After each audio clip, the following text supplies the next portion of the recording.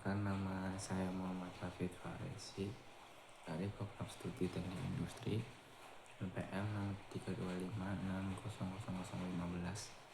Saya akan menjelaskan tentang material teknik.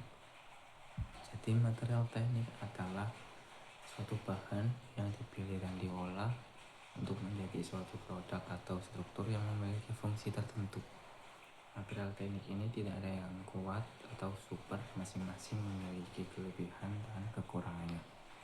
Pemilihan material teknik ini sangat penting karena kesalahan sedikit pun dapat menyebabkan kegagalan dan ketidakefisiensian, bahkan bisa menyebabkan bahaya. 4 kategori utama material teknik. Yang pertama itu logam.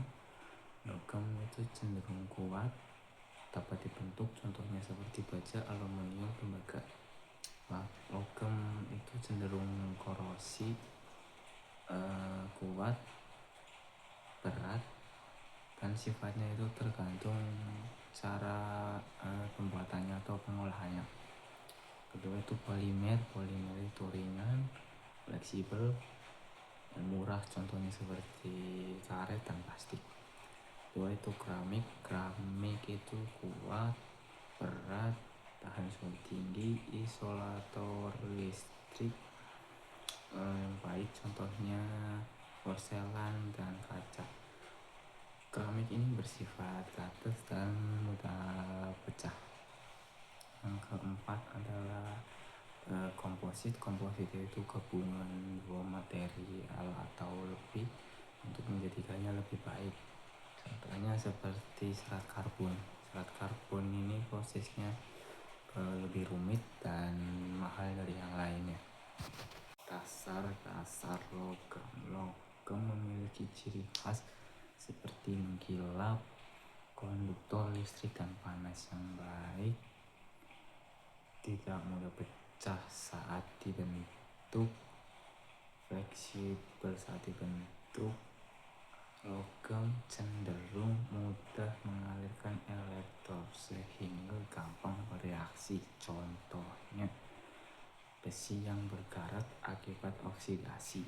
Proses pembuatan baja adalah proses pemurnian lanjut dari besi kasar. Tujuannya adalah untuk menurunkan kadar karbon dan membersihkan sisa-sisa kotoran. Metalurgi dan peran teknik industri. Peran teknik industri di sini menjadi sangat penting dalam menentukan proses manufaktur yang baik dengan fokus pada efisiensi biaya, kecepatan produksi, pengurangan limbah, dan jaminan kualitas. Treatment, khususnya annealing, adalah mengubah sifat internal logam seperti kekuatan, kekerasan, kelenturan melalui pemanasan, pendinginan yang terkontrol. Pertama, annealing adalah proses pembuatan logam menjadi lunak dan mudah dibentuk. Variasi annealing ada banyak. Yang pertama, full annealing. Logam yang lunak tapi membutuhkan waktu dan biaya yang lama. Normalizing dengan full annealing, hasilnya logam sedikit lebih keras. Normalizing baik untuk menyeragamkan ukuran. Kemudian setelah logam dibentuk, yang ketiga itu isothermal annealing. Isothermal annealing, kalau logam yang didinginkan cepat ke suhu rendah, ditahan selama beberapa jam, kemudian didinginkan di udara biasa. Keempat, rekristalisasi annealing, untuk menyembuhkan logam yang merusak dengan dipanaskan di suhu transformasi agar terbebas dari regangan.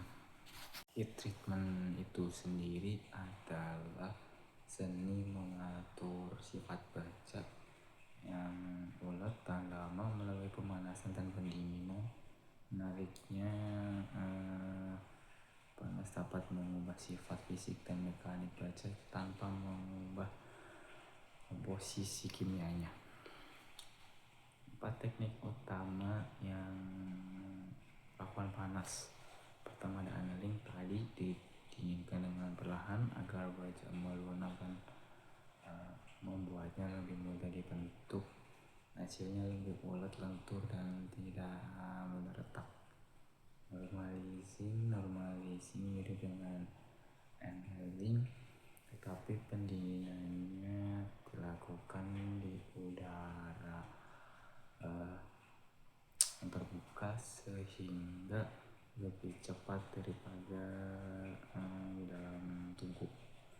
Hardening bertujuan untuk membuat baja sekeras mungkin.